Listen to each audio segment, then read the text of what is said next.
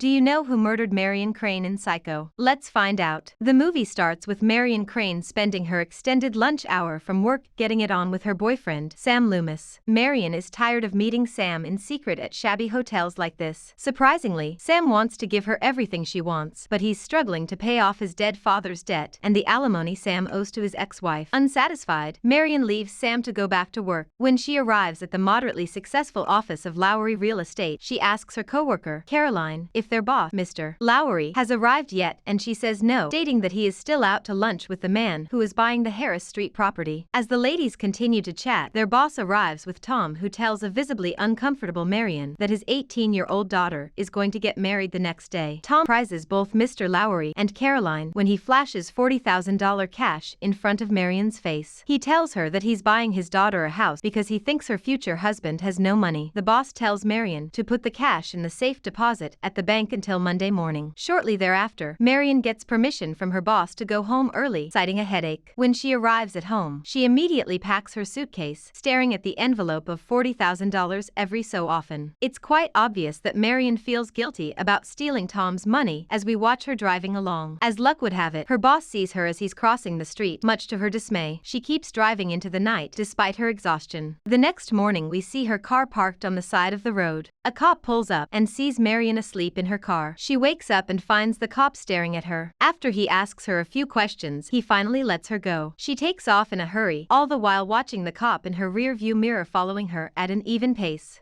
Marion decides to trade in her car for another one at the used car lot because she hasn't been able to act normally under the pressure of stealing money. The cop from earlier shows up and parks across the street. He gets out and stands there watching her as she obliviously reads the newspaper. When the salesman returns, she's definitely in a rush, even more so when she realizes the cop is watching her every move. Marion picks out a random car. He says $500 plus her car, and she doesn't try to argue him down. After the deal is done, she tries to drive off in her new car, but the mechanic stops her. She turns and sees the salesman, the mechanic, and the cop looking at her. The mechanic, however, brings her suitcase and tosses it in her car. She then leaves in a hurry, with all three men looking at her. As Marion drives, she is overwhelmed with anxiety over the possibility of what the three men would say about her. Marion finally stops at the Bates Motel after driving through the rain and fighting with her anxiety. She goes inside the small office and rings the bell, but no one answers. She then notices an old house just behind the motel and sees the silhouette of a woman in one of the windows. Losing patience, Marion honks her car horn until a man comes rushing out of the old house. He lets Marion into the office, and we come to find out he is Norman Bates. Norman makes small talk as he hands her a registration book for her to sign. She signs with the alias Marie Samuels. Norman then takes Marion to cabin 1, which is right next to the office, just in case she needs anything from him. Just before Norman leaves the room, he invites Marion to have a simple dinner of milk and sandwiches with him at the house, and she accepts. Shortly after he leaves, Marion looks around the room for a safe place to hide the stolen money. She finally settles on removing the cash from the envelope and wrapping it with the newspaper she had bought at the used car lot. Marion then hears Norman's angry mom refusing to allow him to have strange girls over at her house for dinner. Not too long after, a visibly shaken and embarrassed Norman quickly comes back with a tray of food and milk. Norman stops himself from going into Marion's room with the tray of food because it's apparent he isn't able to upset his mother on purpose more than once a day. He hurriedly takes the food into the office where he says it's warmer. Norman leads a sympathetic Marion into the parlor behind the office counter. She notices the taxidermied birds on display. Marion finally sits down and takes a tiny bite of the sandwich. Norman points out that she eats like a bird and eagerly talks about his bird taxidermy hobby. The conversation turns to Norman's mother, who is ill even though Marion thinks she sounds like a strong woman. It is clear that he is fiercely loyal to his mother, despite the way she treats him. She decides it's time to end their dinner, reminding him that she's very tired and she has a long drive back to Phoenix. Norman doesn't remember Marion's last name, so she freely offers Crane. This troubles him because it doesn't seem to match with what he remembers her writing in the registration book. Despite fighting the urge, Norman removes a picture from the wall and peeps through the hole into Marion's room. He watches as she undresses and puts on a robe to cover her nudity. We then see Marion at her desk checking to see if she has enough money in her bank account to replace the money she spent from the stolen cash. She then rips up the mathematical evidence and flushes it down the toilet. Afterward, Marion gets in the shower and thoroughly enjoys it. Unfortunately, a person enters the bathroom, yanks the shower curtain to the side and stabs a startled, screaming Marion repeatedly. Then the woman leaves as we watch Marion slowly fall to the bottom of the bathtub, dragging the curtain with her. Her body is slumped halfway out of the tub and blood spills into the drain. We hear Norman frantically speaking to his mother at the house. He rushes to Marion's room and immediately goes to the bathroom. He freaks out when he sees her dead body and quickly leaves the room. Norman turns off the light in the office and returns to Marion's room with a mop, bracing himself as he goes to clean up the mess his mother made. He proceeds to mop up the blood in the bathroom. Later, Norman puts the body in the trunk of the car along with Marion's belongings, including the cash-covered newspaper. He then drives the car to a swamp and pushes it in to hide all of the evidence of the murder. In a different scene, we witness Marion's boyfriend Sam writing a sweet love letter to her in the backroom of his hardware store. Her sister Lila arrives and demands to know where her sister is at. This confuses Sam because he has no clue about what's going on. A stranger comes in and introduces himself as private investigator Arbogast. They both explain to Sam that Marion's been missing, hasn't returned to work, and she may have stolen $40,000 from her boss's client. Yet no one knows where she is. When Arbogast leaves, Arbogast ends up at the Bates Motel and asks Norman questions about whether or not he has seen Marion. At first, Norman denies ever seeing Marion, but when Arbogast goes through the registration book and sees the name Mary Samuels, he finally admits that a woman did arrive at the motel and that she left early the next morning. Arbogast is convinced that he isn't telling the whole truth. He notices a female silhouette in the window of the old house near the motel. Norman at first says that he lives alone, but finally admits that he lives with his mother when the private investigator pressed him. Arbogast wants to talk to Norman's mother. He makes it clear that he's done talking to the investigator. Next, we see Arbogast making a call in a telephone booth to Marion's sister Lila. Marion did in fact stay in cabin 1 of the Bates Motel, but supposedly it was a short stay. Arbogast pulls up and snoops around in the office and the parlor. He then goes up to the house and enters without knocking. He slowly looks around before he goes up the stairs. Without realizing until it was too late, Norman's old mother quickly leaves her bedroom and stabs a shocked Arbogast, making him fall down the stairs. She continues to stab him until he dies. Pretty swift for a sick old woman. Meanwhile, we're back at Sam's hardware store where Lila is heavily concerned that Arbogast hasn't returned. Sam makes her wait there just in case her sister goes to the store. And with that, he takes off for the Bates Motel. While Norman stares at the swamp where he sunk Marion in her own car, Sam is calling out for Arbogast at the motel, but to no avail. Norman eventually hears Sam shouting, indicating that the swamp is not that far from the motel. Sam returns to his store and reports back to Lila that he didn't see Arbogast or Norman, but that he saw an old woman who was either too ill or unwilling to answer the door. They decide that this is strange and go to Sheriff Chambers for help despite how late at night it is. Sam and Lila arrive at the Chambers home. An unamused Sheriff Chambers comes down the stairs as Sam explains the reason why they are at the house so late at night. He finally makes a quick phone call to Norman Bates. He then hangs up and tells them that Norman did in fact talk to Arbogast for a short while, but then he left. There is no way the investigator spoke with Norman's mother because she's been dead for 10 years. The sheriff doesn't think Sam saw an old woman at the house, but even Lila says that Arbogast said he saw the woman there too. Meanwhile, Norman goes to his mother's room and tells her she needs to hide in the cellar for a while because there is too much attention being put on the motel lately because of Marion and Arbogast, but she refuses. He has no choice but to pick her up and put her there as she yells for him to put her down. Sunday morning, Sam and Lila meet with the Chambers after church because they want to go to the Bates Motel to investigate some more, but the sheriff already did before Mass. He reports that Norman did see Marion there under an assumed name, but she didn't stay long. The sheriff suggests that Lila make a missing person report at the police department. Ignoring the sheriff's suggestion, the two hatch a plan to stay at the motel as husband and wife. When they arrive at the Bates Motel, no one's at the office, but Lila sees someone looking out the window at them from the house. Norman cheerfully arrives to check them in. He says it's not necessary for them to register, but Sam insists because it's a business trip and his boss requires the receipt. Norman tries to show Sam and Lila to their room, but they can find it themselves. Unfortunately, Norman gives them a key to a room much further away from cabin 1. They have to figure out a way to inspect Marion's room no matter what they find. After making sure Norman isn't nearby, the two inspect Marion's room. Sam notices there are no shower curtains and Lila finds a torn piece of paper that shows calculations for $40,000. At this point, they decide that Lila will go up to the house and ask the old woman questions while Sam preoccupies Norman. While Sam has a chat with Norman in the office, Lila heads over to the old house. She looks inside the old woman's room, but no one's there. She also finds a room that looks to belong to a young boy because of the small bed and toys. Sam accuses a nervous Norman about the missing $40,000 and that Sam knows about the old woman in the house. They get into a physical fight, but Norman knocks him out with a hard trinket. Lila sees him frantically running up to the house, and she bolts down the stairs to hide. Lila then notices a door that leads to the cellar, and she enters. She sees what appears to be an old woman in a chair and turns her around, only to find the skeleton of the old woman instead, causing her to let out a blood-curdling scream. We then see a crazy-looking Norman dressed in his mother's clothes coming at her with a knife as he screams, "I'm Norma Bates." Sam comes in and prevents Norman from killing a terrified Lila. Later, we find ourselves in the office of the chief of police, where Sam, Lila, and Sheriff Chambers are with several other men, including the district attorney. A psychiatrist by the name of Dr. Simon comes in and tells everyone about his conversation with Norman Bates. Norman no longer exists because he had a split personality disorder that caused him to act like his mother at times. Lila asks if her sister really is dead, and Dr. Simon confirms that her sister and Arbogast have passed on. He also says it all began 10 years ago when Norman killed his mother and her lover. Jealousy took over when his mother paid more attention to her lover, causing Norman to kill them both. Afterward, he stole her corpse and hid her in the cellar. But since it was just a dead body, he started to act like her and give her a voice. So in conversation with Dr. Simon, the mother side of Norman said that he was the one who murdered people, not her. The sheriff asked about the $40,000 and Simon said that it's in the swamp because Norman never wanted money. Then we see Norman by himself in a room, and we can hear the mother side of him talking in his mind. She has to let Norman take the fall because she doesn't want anyone to believe that she murdered anyone. In fact, she feels that people are watching her now, but she won't budge even with a fly on her hand. She feels that if she doesn't move, they'll come to the conclusion that she won't even hurt a fly. Were you surprised at the plot twist, or was it obvious? Let me know in the comments below.